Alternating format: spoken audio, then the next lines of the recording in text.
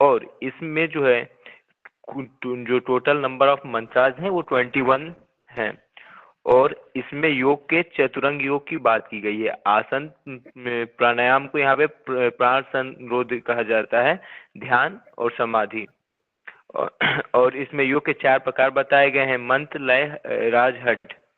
और हम इसमें इसमें सबसे पहला जो श्लोक आता है, योग राजम प्रवक्ष्यामि योगी नाम योग सिद्धे मंत्र योगी लयश्चैव राज योगो हठ तथा। मतलब योग के 4 प्रकार के अंग बताए गए हैं, मंत्र योग, लय योग, राजयोग और हठ योग। और इसमें चतुरंग योग की बात की गई है। तो चतुरंग योग के लिए दूसरा श्लोक आता है, योगस्तु विधि प्रोक्तो योगी भी स्थित दर्शी भी आसनम प्राण संरोधो ध्यानम चैव समाधि कह। इसमें जो है 4 प्रकार जो चतुरंग योग की बात की गई है, उसमें पहले नंबर पे आसन है, फिर दूसरा जो प्राण संरोध है, ध्यान है और समाधि है, इसकी बात की गई है। और फिर जो है मंत्र योग की बात की गई है, जिसमें ब्रह्मा विष्णु एवं शिव को मंत्रों का जप किया जाता है। और इसको वत्सराज आदि ने मंत्र सिद्ध किया था, ऐसा हमें तीसरे नंबर का जो श्लोक है उसमें हमें देखने को मिलता है। और लय लय योग के विषय में बताया गया कि लय योग को करने से व्यास आदि ने सिद्धि प्राप्त किया था। यहाँ पे 9 प्रकार के चक्रों का हमें 9 प्रकार चक्रों का जिक्र मिलता है। वो 9 प्रकार के चक्र कौन है? ब्रह्म चक्र, जिसे अग्नि कुंड भी कहा जाता है। ब्रह्म चक्र जो हमारा मूलाधार चक्र है, उसी को यहाँ पे ब्रह्म चक्र बोला जाता है। स्वादिष्ठान चक्र, नाभि चक्र, हृदय चक्र, कंठ चक्र, तालुका चक्र, भ्रू चक्र, ब्रह्मरंध्र चक्र और व्योम चक्र, ये 9 प्रकार के चक्र हैं। इसमें हम सबसे पहले ब्रह्म चक्र को देखते हैं, जिसका ध्यान जो है 3 आवृत्ति भग के समान है, त्रिकोण आकृति का है। आकृति पे ध्यान लगाना है हमें। और फल जो है मुक्ति कामना से ध्यान। और इसका अन्य विशेषता जो है अग्निकुंड और तत्व कुंडलिनी कहा जाता है। स्वादिष्ठान जो है जो ज्योतिष रूप है, और इसे प्रबल कर के और इसका जो है स्वादिष्ठान चक्र से संसार को आकर्षण करते, जो स्वादिष्ठान चक्र को जागृत कर लेता है, यहाँ पे बताया गया कि उसके प्रति सभी संसार की वस्तुएं आकर्षित होने लगती हैं। फिर आता है नाभि चक्र, ये 5 आवृत्ति वाली विद्युत के समान है। नाभि चक्र को हम 5 विद्युत वाली के समान समझते हैं कि 5 आवृत्ति लिए कुछ हमारे नाभि चक्र में है, और इससे समस्त सिद्धियां प्राप्त होती है। हृदय चक्र को प्रकाश के रूप में हंस का ध्यान बताया गया है। हृदय चक्र पे ध्यान लगाते हैं तो हम जो है हंस का ध्यान लगाते हैं कि हंस हम देखेंगे आगे उपनिषद में कि हंस का 2 पैर क्या है, उसकी पंखे क्या है, हंस का ध्यान लगाया जाता है। और संसार सारे वशीभूत होता है। और ये अधोमुख नीचे की ओर, इसका अधोमुख है, इसका जो चेहरा शीर्ष है वो नीचे की तरफ है, अधोमुख है। कंठ चक्र सुचित पवित्र ज्योति है और समस्त सिद्धियां प्राप्त होती हैं। और इसके कंठ चक्र के वाम यहाँ से जो है 3 नाड़ियां निकली है, ईरा, पिंगला, सुषुम्ना। वाम भाग से ईरा है, दक्षिण भाग से पिंगला और मध्य से सुषुम्ना। तालुका जो है शून्य में मन को लय करे है। और इसे जो हमारी घंटिका है वहीं पे ये जो है तालुका चक्र होता है। भू चक्र, जिसे हम आज्ञा चक्र बोलते हैं, उसी को यहाँ गया है। इससे मोक्ष प्राप्त होता है। विद्या और बिंदु से भी कहे जाते हैं इसको। इसका अन्य नाम है विद्या या बिंदु स्थान, भू चक्र को ऐसा बताया गया है। और हम भ्रिकुटी गोलाकार एक ज्योति है, उस पर हम ध्यान लगाते हैं। एक हमारे आगे यही आज्ञा चक्र पे जो है ज्योति, ऐसा मानते कि ज्योति है, उसका हमें ध्यान लगाना है भू चक्र को। फिर ब्रह्मरंध्र जो है हमारे सहस्त्रार चक्र के पास में है, जिसे जालंधर पीठ, इसमें जालंधर पीठ बताया गया है। नील नील वर्ण का है। इससे इससे मोक्ष प्राप्त होता है। परम निर्वाण का सूचक है। इससे परम परम निर्वाण होता है। और व्योम चक्र, ये जो है इसका ध्यान, इसमें हम ध्यान जो है पूर्ण गिरिपीठ में पूर्ण शक्ति का ध्यान लगाते हैं। व्योम चक्र जो है हमारे, जहाँ मून चक्र मून सहस्रार से हल्का सा पीछे में ऐसा माना जाता है कि है। और ये इसे 16 दल वाला, 16 प्रकार के दल वाला माना जाता है। और यहाँ पे कुंडलिनी के विषय में बताया गया। कुंडलिनी को हम जो है कदम के फल के समान मानते हैं कि कदम का फल जो है, कुंडलिनी का स्थान बताया गया है में मूलकंड में, जो काम रूपी मूलकंड है, वहां पे जो है अग्निकुंड में कुंडलिनी को कहा गया है। और इसका जो है कदम के फल के की तरह बताया गया है। Thank you so much Saurabh ji. आज हम शुरू करने जा रहे हैं नाद बिंदु उपनिषद। नाद बिंदु उपनिषद ये ऋग्वेद से संबंध रखता है। नाद बिंदु उपनिषद हमारे ऋग्वेद जो मेन उपनिषद वेद है उसमें ऋग्वेद से संबंध रखता है। मैम इसमें कुल आपने कल 56। कुछ क्वेश्चन दिए थे। हाँ बताओ सौरभ।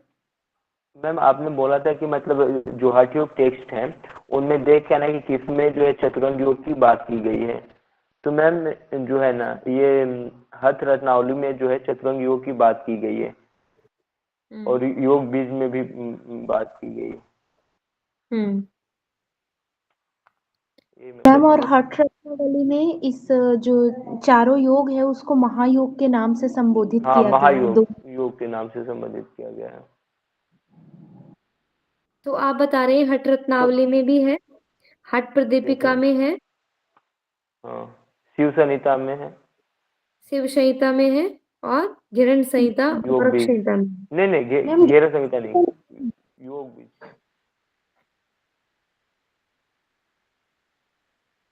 ओके, गोरख संहिता में है। नो मैम, गोरख संहिता में भी नहीं है, योग बीज में है। योग बीज में बोला उसमें। चलो समराइज कर लेते हैं। मंत्र योग, लय योग, हठ योग, राजयोग, इन चारों का वर्णन किस किस टेक्स्ट, किस किस ग्रंथ में बताया गया है एक साथ। हठ योगी ग्रंथ में बात करें योग बीज, हठ प्रदीपिका, हठ रत्नावली और शिव संहिता। ओके, इन चार, योग बीज भी है मैम। हाँ योग बीज, सॉरी, और योग बीज, इन चारों में, इन चारों का वर्णन है मंत्र, लय, हठ और राज। उसके अलावा योगराज और योग तत्व उपनिषद में, योग तत्व उपनिषद में इन चारों का वर्णन है। क्लियर है सभी को? जी मैम। इसको अच्छे से पढ़ लेंगे। आगे चले हम, किसी का और कुछ डाउट? नाद बिंदु उपनिषद ऋग्वेद से संबंध रखता है और नाद बिंदु उपनिषद में कुल 56 मंत्र है। इसमें सिद्धासन की, एक ही आसन की बात की है, सिद्धासन की। वैष्णवी मुद्रा की बात की गई है इसमें। और 4 अवस्थाएं, जागृत, स्वप्न, सुषुप्ति, तुरीय, इन 4 अवस्थाओं के बारे में वर्णन किया गया है। ये हमारा सिलेबस है जो हमें पढ़ना है। हंस विद्या, उसके अंगों, अंग पांगों का वर्णन, मतलब उसके अंगों का वर्णन। डायरेक्ट क्वेश्चन आ सकता है, किस योग उपनिषद में हंस विद्या का वर्णन है? हंस विद्या क्या होती है? मैच दिस दे सकते हैं कि नाद बिंदु और उसके ऑपोजिट में हंस विद्या। कौन सा ऐसा योग ग्रंथ है जिसमें ओमकार की 12 मात्राएं बताई है?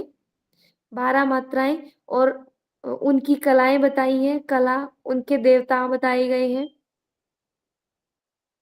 तो नाद बिंदु उपनिषद। नाद के प्रकार, नाद अनुसंधान, साधना का स्वरूप, मनोलय स्थिति, दीज आर एक्सप्लेन्ड इन नाद बिंदु उपनिषद। ये चीजें आपके आगे इंटरव्यूज में भी काम आएंगे। जब आप आगे जॉब्स के लिए या फिर पीएचडी के लिए अप्लाई करेंगे तो उसमें भी ये पूछेंगे, पूछ सकते हैं कि नाद का वर्णन किस किस टेक्स्ट में है, किस ग्रंथों में है, तो आपको इनको टेबल की फॉर्म में अच्छे से याद करना है, कंफ्यूज नहीं होना। नाद बिंदु से नाम से भी पता चलता है, नाद बिंदु है तो हमारा इसमें नाद का वर्णन तो होगा ही, और उसके अलावा ओमकार और हंस विद्या का वर्णन है इसमें। आगे इसको अच्छे से समझ समझ के पढ़ते हैं। हंस विद्या का मतलब क्या है?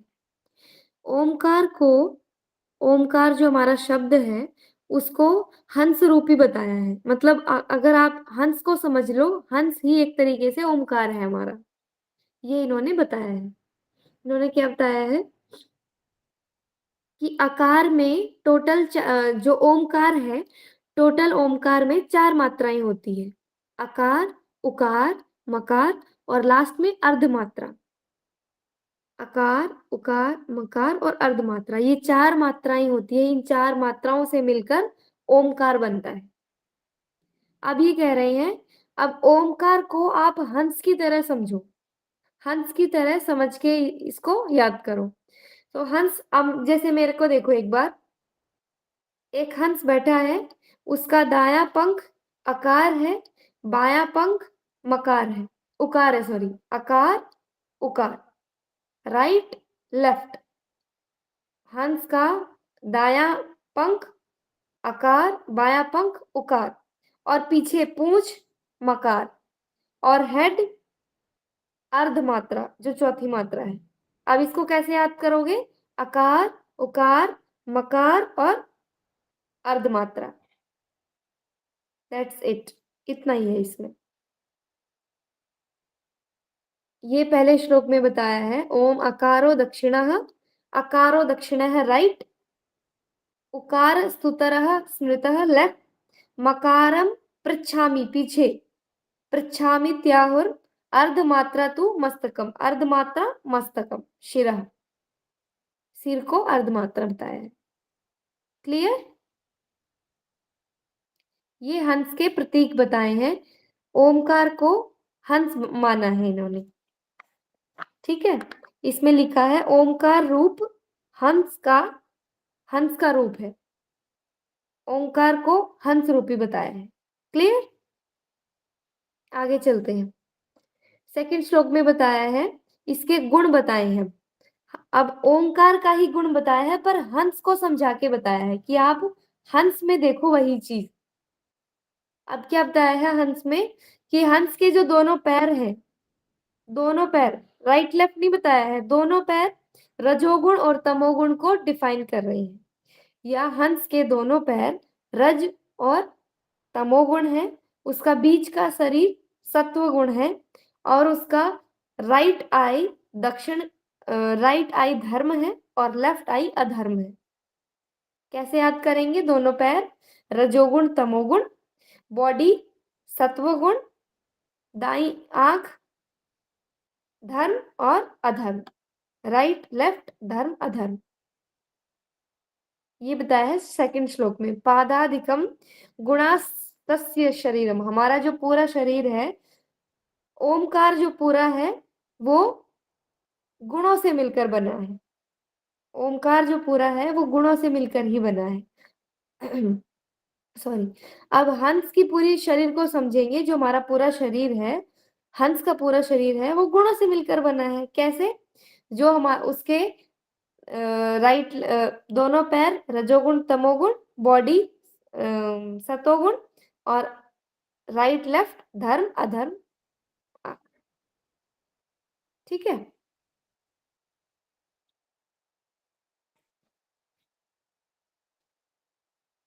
ये है। आगे चले हम, राइट लेफ्ट दाई बाई, रजोगुण तमोगुण, पैरों में कोई डिफाइन नहीं किया है, राइट लेफ्ट डायरेक्ट दिया हुआ है, और सतोगुण बॉडी। धर्मो अस्य दक्षिणम चक्षुर धर्मो अथो पर स्मृतः, दोनों पैर दो गुण है, और बीच का सतोगुण है, और धर्म अधर्म दोनों आंखें, राइट लेफ्ट। आगे थर्ड फोर्थ श्लोक में बताया है कि पूरा शरीर, जो हंस का पूरा शरीर है, उसी को ही इन्होंने ओमकार को ही बताया है। ओमकार को ही हंस रूप में करके बताया है कि हंस की जो पूरी शरीर है उस वो अलग अलग लोक में डिवाइड है। कैसे डिवाइड है? शरीर के दोनों पैर भूलोक में है। शरीर के दोनों पैर भूलोक कहलाएंगे। दोनों घुटने भुवः लोक, कटी कमर स्वहलोक, नाभि महलोक, हृदय जनहलोक, कंठ गला तपहलोक और भ्रू मध्य सत्यलोक। कैसे याद करोगे? भू भुवः स्वः महा जनः तपः सत्य। दोनों पैर, घुटने, घुटने के ऊपर क्या आता है? कमर, पहले कमर आती है फिर नाभि आती है। कमर पहले स्टार्ट हो जाती है, लास्ट स्पाइन का लास्ट रीजन कॉक्सिक्स, ये पहले स्टार्ट हो जाता है, बाद में नाभि आती है। हृदय, कंठ, गला और भ्रू मध्य, ये जो शरीर के पार्ट्स हैं इनमें ये लोक बताए गए हैं, ये लोक स्थित हैं। ठीक है, एक चीज ध्यान रखना है, यहाँ पर हमारी बॉडी को बताया है, पर एक्चुअल में ग्रंथ में हंस की बॉडी को लेकर बताया है कि जो हंस की बॉडी है उसी में ही बताया है। मान लो ये हंस है तो इसी का बताया है। दोनों पैर भुहो, फिर घुटने उसके भुआहा, फिर उसके कमर, पर इसमें हमें ज्यादा क्लियर होगा इसलिए यहाँ पे बॉडी, ह्यूमन बॉडी को दर्शाया गया है। क्लियर है सभी को? बताओ। Yes ma'am. हम्म, आगे चलते हैं। ये तीनों चीजें क्लियर हो गई, ये चीज तीनों को मिलाकर हम बोलेंगे ये हंस विद्या है। आगे इसमें बताया है सत्यलोक के ऊपर सहस्त्रार चक्र है। इसमें बता रहे हैं कि यहाँ जो ये सत्य पूरा हो गया है, लास्ट में सत्य, इसके ऊपर सहस्त्रार चक्र है, सहस्त्रार चक्र है। और सहस्त्रार चक्र की क्वालिटी बताई है, सहस्त्रार चक्र चक्र 1000 कमल है, इसके ऊपर 1000 कमलों वाला सहस्त्रार चक्र है। और इन्होंने क्या कहा है, जो ऐसा मानकर जो जो हमने लोक डिस्क्राइब किए हैं और हंस की बॉडी को डिस्क्राइब किया है, ऐसा समझकर कोई भी साधक प्रैक्टिस करता है, साधना करता है, तो उसका क्या बताया है, उसके सहस्त्र करोड़ों पापों से मुक्त होकर मोक्ष को प्राप्त करता है।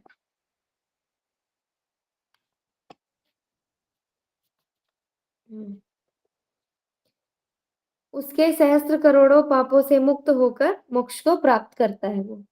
ठीक है, और उसको जो साधक है उसको दो नाम दिए गए हैं इस श्लोक में। 6 श्लोक है शायद इस श्लोक में, इसका नाम दिया गया है, जो ये प्रैक्टिशनर है उसको नाम दिया गया है, ये मेरा चल नहीं रहा है। मैंने हंस योगी और विचक्षण पुरुष ये जो बोला है। हाँ, हंस योगी और विचक्षण पुरुष, उसको नाम दिया गया है। किसी भी कर्म व्यवहार से परब्रह्म को भेदा नहीं जा सकता है, साधना द्वारा परब्रह्म को प्राप्त किया जा सकता है। यहाँ पर साधना की महिमा बताई। आगे चलते हैं, ओमकार की मात्रा के नाम। अब 4 ओमकार की मात्राएं हैं, उनके नाम बताए हैं। क्या नाम है? Agneya, just wait for a second,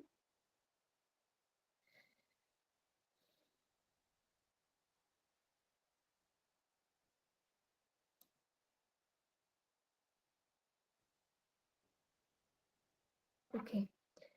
परब्रह्म की शक्ति की प्रथम मात्रा आकार है। मेरा मार्कर काम नहीं कर रहा है तो आप मेरा साथ दीजिएगा समझने में। परब्रह्म की प्रथम मात्रा आकार में, आकार का नाम है आग्नेय, उकार का नाम है वायव्य, तृतीय मकार का नाम है भानुमंडल, सूर्यमंडल, और अर्ध मात्रा का नाम है Varuni. These are the matras. और जो इसको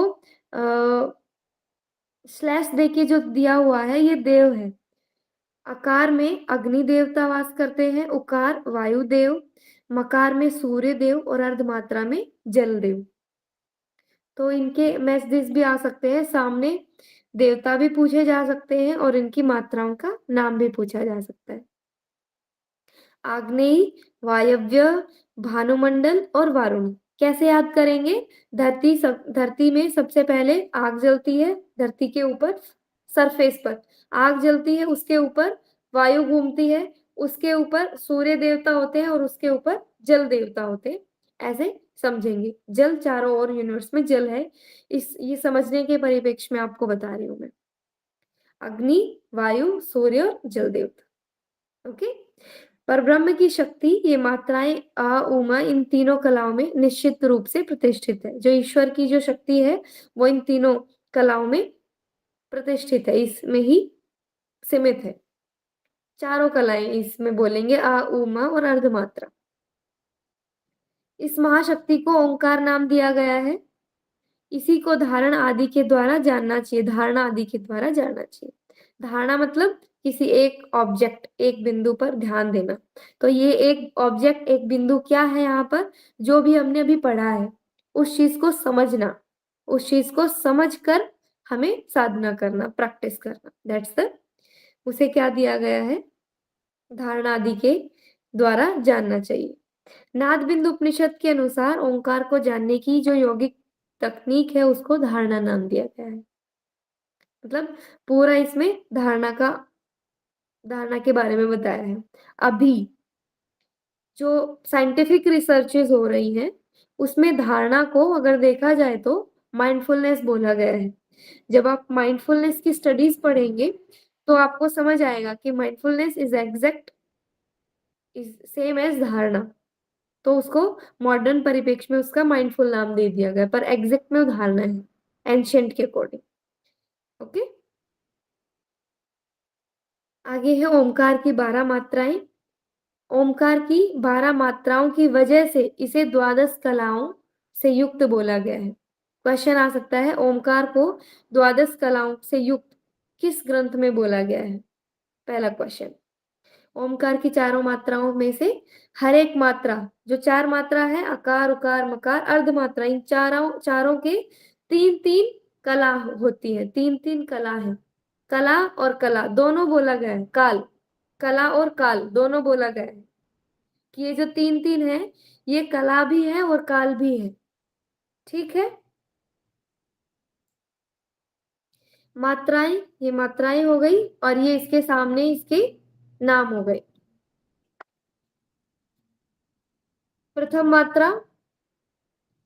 मात्रा घोषणी, विद्युन्मात्रा, पातंगी, वायुवेगिनी, नामधेया, इंद्री, वैष्णवी, शांकरी, महती, धृति, नारी और Brahmi. Most of the time इनसे एक क्वेश्चन जरूर आता है। 2020-21 में इन पर एक क्वेश्चन आया था इसी में से। अब इसको याद कैसे करेंगे? घोषणा करती विद्युत आई, पतंग वायु में उड़ती है, नाम चलाया इंद्र ने, विष्णु शंकर के पास महती रहती है, धृति जागी नारी की ब्रह्म को प्राप्त किया। घोषणा करती विद्युत आई, पतंग वायु में उड़ती है। यहां से 3 चीजें क्लियर हुई। घोषणा करती हुई विद्युत बिजली, घोषणा करती हुई विद्युत आई, पतंग वायु में उड़ती है, पतंग उड़ गई है।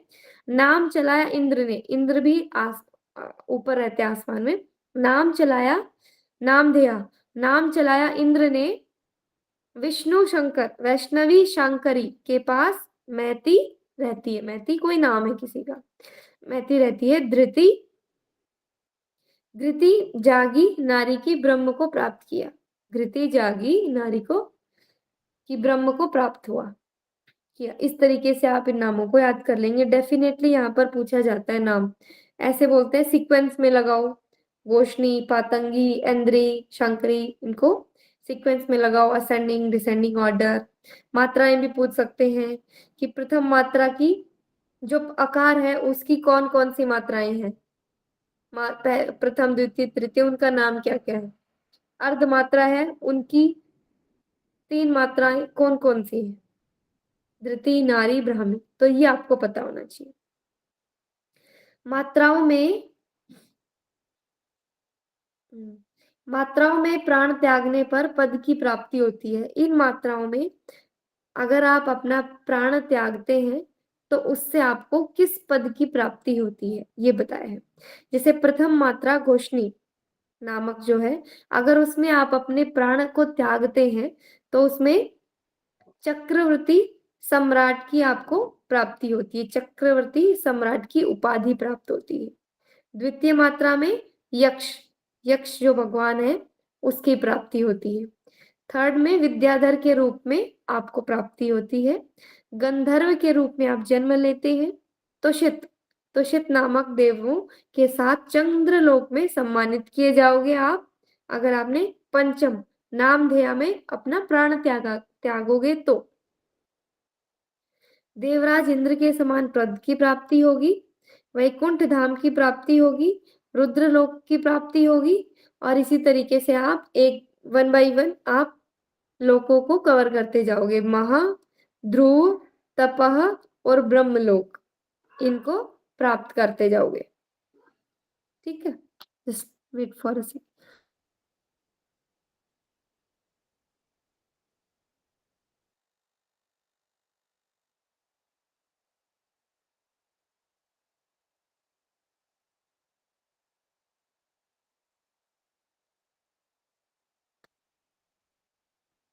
Sorry for disturbance.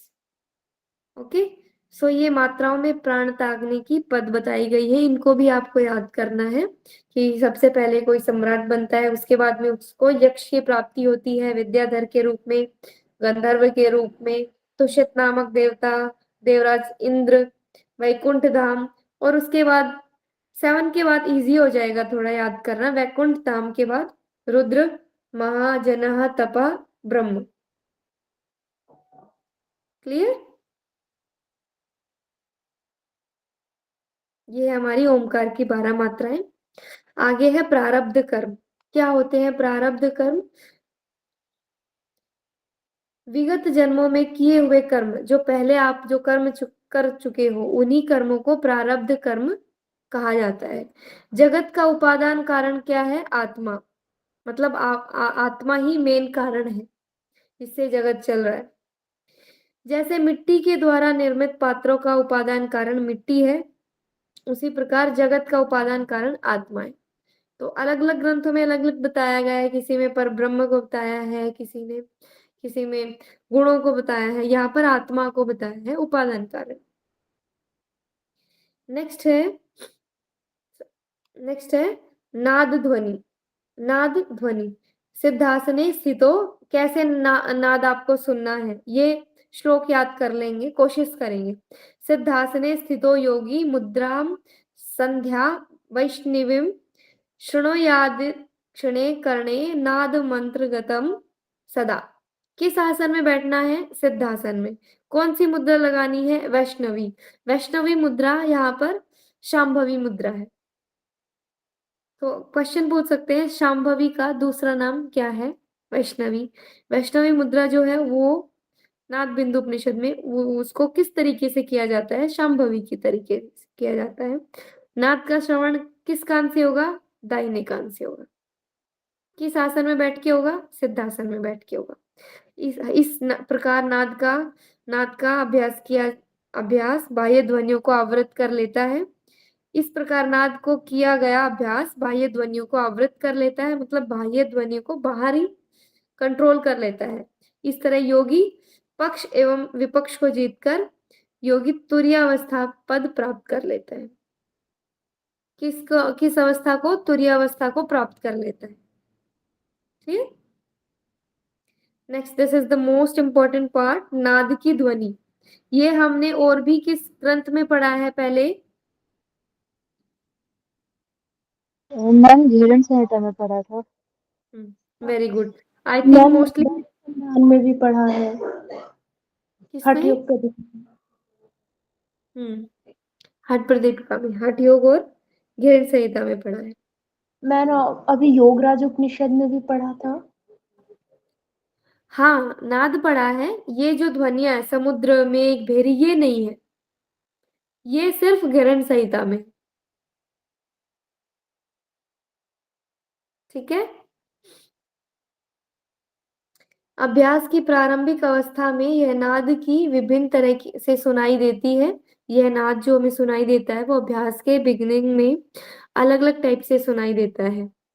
इसके बाद अभ्यास बढ़ने पर नाद धीरे धीरे सूक्ष्म होता जाता है, सूक्ष्म से सूक्ष्मतम होता जाता है। अब देखेंगे प्रारंभिक अवस्था में हमें क्या सुनाई देता है, मध्यावस्था में और उत्तरावस्था में। प्रारंभिक, मध्यावस्था और उत्तरावस्था में हमें क्या सुनाई देता है। ये सेम है, गृह संहिता में भी लगभग सेम होगा, कोई एक दो वर्ड आगे पीछे हो सकता है, बाकी सेम है।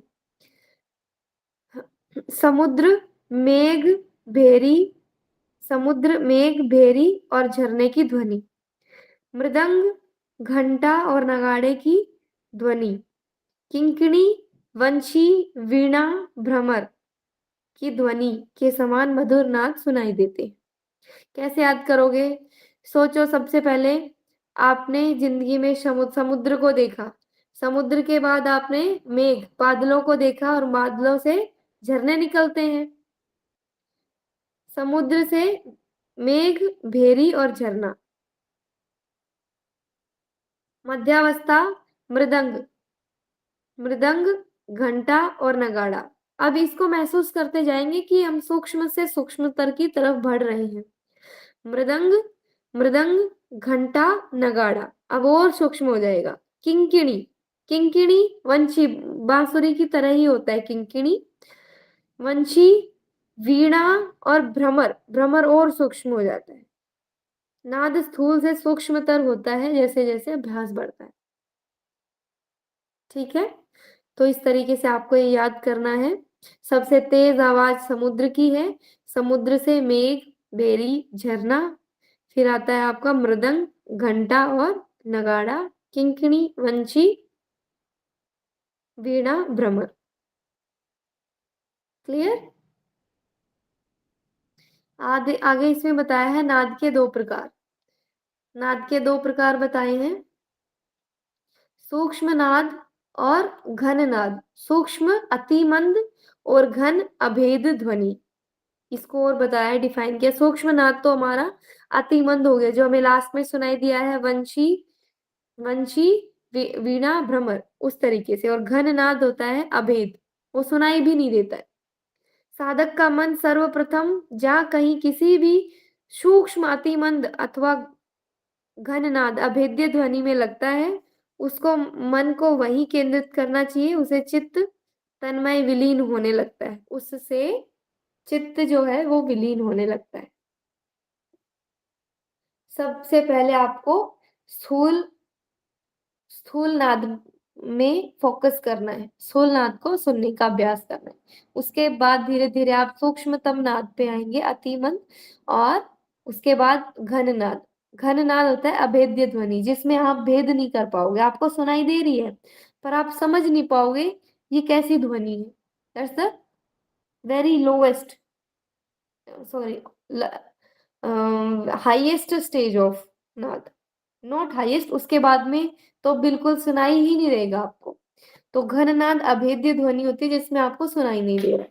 तो ये दो प्रकार के नाद के दो प्रकार बताएंगे। संयमी पुरुष, संयमी पुरुष को चाहिए कि नाद श्रवण से भिन्न विषय वासनाओं को उपेक्षित करके सतत अभ्यास द्वारा मन को तत्क्षण उसी नाद में नियोजित करें। अगर आपका मन कहीं भटकता है दूसरे विषय वासनाओं में, तो आपको वहीं से ही अपने मन को कंट्रोल करना है, इंद्रियों को कंट्रोल करना है। सदैव चिंतन द्वारा उसी में रमण करना है, उसी को चिंतन करना है। जब भी मन करे, जब भी बैठे हो, तो उसके चिंतन में लग जाओ, उसी को सोचते रहो, कौन सी ध्वनि सुनाई दे रही है, पूरा सिद्धासन में बैठकर। और वैष्णवी मुद्रा लगाकर दाहिने कान से सुनने का अभ्यास करो, बार बार उसी में रमण रहो। चिंतन द्वारा सहज ही चित्त चित्त का नाद में लय हो जाता है। यह नाद मन रूपी हिरण को बांधने में जाल का कार्य करता है। क्या काम करता है? जाल का। जैसे हम हिरण को जाल में बांधते हैं, उसी तरीके से मन को हम बांधेंगे। किससे? नाद से। Okay okay. ब्रह्म रूप प्रणव में संयुक्त हुआ यह नाद स्वयं ही प्रकाश स्वरूप हो जाता है। मन के विलीन हो जाने से ही भगवान विष्णु का परम पद प्राप्त हो जाता है। कैसे प्राप्त होगा भगवान विष्णु का परम पद? मन के विलीन हो जाने से। कैसे होगा मन विलीन? प्रणव नाद में विलीन हो जाने से, जब आपको नाद सुनाई देगा। मन में आकाश तत्व का संकल्प तब तक करना चाहिए जब तक कि शब्दों का उच्चारण और श्रवण होता रहे। श्रवण, जब तक श्रवण आपको हो रहा है, पता चल रहा है, कुछ हमें सुनाई दे रहा है, तब तक संकल्प करते रहेंगे। मन का अस्तित्व बना रहता है। नाद के समापन होने पर मन भी शून्यवत हो जाता है। कब मन शून्यवत हो जाता है? जब नाद समाप्त हो जाता है। मुक्तावस्था की प्राप्ति हो जाती है। नाद का अभ्यास विषय वासनाओं से मुक्त कर देता है। मन प्राण निराकार ब्रह्म में लय हो जाता है। करोड़ों करोड़ों नाद एवं बिंदु उस बाह्य स्वरूप प्रणव नाद में विलीन हो जाते हैं। करोड़ों नाद ब्रह्म प्रणव स्वरूप में विलीन हो जाते हैं। योगी जागृत स्वप्न सुषुप्ति अवस्थाओं से मुक्त होकर ऐसे में योगी मृत व्यक्ति की तरह रहता है। इसे ही मुक्तावस्था कहते हैं। योगी सदा तुरीय अवस्था में स्थित हो जाता है। मतलब यहाँ पर चौथी जो अवस्था है, तुरीय अवस्था को ही मुक्तावस्था बोला गया है। चार अवस्थाएं बता दी हैं कि योगी जागृत स्वप्न सुषुप्ति इन तीनों से मुक्त हो जाता है, तुरीय अवस्था में रहता है। आफ्टर ये पूरा प्रोसेस होने के बाद, जब नाद उसको सुनाई देता है और वो और आगे बढ़ता है तब। ठीक है, तो यहाँ हमारा नाद बिंदु उपनिषद कवर होता है। किसी को यहाँ तक कोई डाउट है तो पूछ सकते हैं, कोई स्लाइड में। नो मैम, क्लियर है। ठीक है, आगे क्वेश्चन आंसर्स दिए हुए हैं कुछ, उनको भी हम सॉल्व कर लेते हैं। मैम, मुक्ति अवस्था और तुरीय अवस्था एक ही है? यहाँ पर एक बताया है, इन्होंने बोला है कि मुक्त अवस्था में वो आ जाते हैं, अर्थात तुरीय अवस्था में रहने लगते हैं। यहाँ पर दोनों को सेम सिमिलर बोला गया है। और देखा जाए तो ज्यादातर में ये हाईएस्ट स्टेज होती है तुरीय अवस्था, तो दैट्स वी कैन से कि ये मुक्त अवस्था है। ओके, क्वेश्चन आंसर देखते हैं। नाद बिंदु उपनिषद के अनुसार नाद श्रवण का अभ्यास किस आसन एवं मुद्रा में करना चाहिए? बताओ निष्ठा जी, बताओ। सिद्धासन एवं वैष्णवी मुद्रा। Third, very good. Saurabh ji बताएंगे, नाद बिंदु उपनिषद के अनुसार ओंकार को जानने की योगिक तकनीक क्या है? धारणा। Very good. नेक्स्ट लवी जी बताएंगी, नाद बिंदु उपनिषद के अनुसार ओंकार की किस मात्रा में प्राण त्याग का फल ब्रह्मलोक की प्राप्ति बताया है? ब्रह्मलोक में 12वीं मात्रा। व्हाट? 12वीं मात्रा। 12वीं, 12th। Very good. नेक्स्ट कोई और है क्लास में? चलो, नाद बिंदु उपनिषद के अनुसार ओंकार की 12वीं मात्रा कौन सी है? ब्राह्मी, अभी हमने पढ़ा है। और नाद बिंदु के अनुसार द्वितीय मात्रा का नाम विद्युन मात्रा, दैट्स हाँ मैम, विद्युत मात्रा ही है। थर्ड है पातंगी, फोर्थ द्वितीय वायुदेव। मात्रा का नाम पातंगी, ये गलत है। 10वीं मात्रा को धृति कहा गया है, 10वीं मात्रा को इंद्री, 12वीं को ब्राह्मी, ये सही है और ये भी सही है। और 10वीं को ADE सही है, ACD सही है, CE सही है। ऑप्शन में ही नहीं है ए से डी। मैम, हम जो दे रहा है उसको ले। CE। धृति आएगा, ACE होगा थर्ड ऑप्शन। धृति है ना, धृति के बाद आता है पहले आता है शायद इंद्री।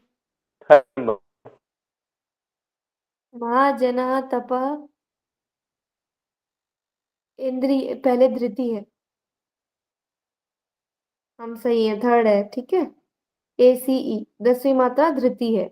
डेली रिवाइज करना है आपको, तब याद होगा। नाद बिंदु में 12वीं मात्रा को क्या कहा है? ब्राह्मी। ब्राह्मी। ब्राह्मी। देखो कितनी बार आया है, यही एक ही क्वेश्चन ब्राह्मी वाला कितनी बार आया है, देखो। ठीक है, so thank you so much to all of you. किसी को कोई डाउट हो तभी पूछ सकते हैं, या आप पढ़कर नोट्स बनाकर कल भी आप पूछ सकते हैं। ठीक है, पढ़कर नोट्स बनाकर कल पूछेंगे। हाँ कल पूछ सकते हैं, दोहराना है और कंपेयर करना है हर चीज को। जितना ज्यादा कंपेयर करोगे एग्जाम में उतना कम आपको डाउट रहेगा। किसी को कोई डाउट है तो पूछ लेना।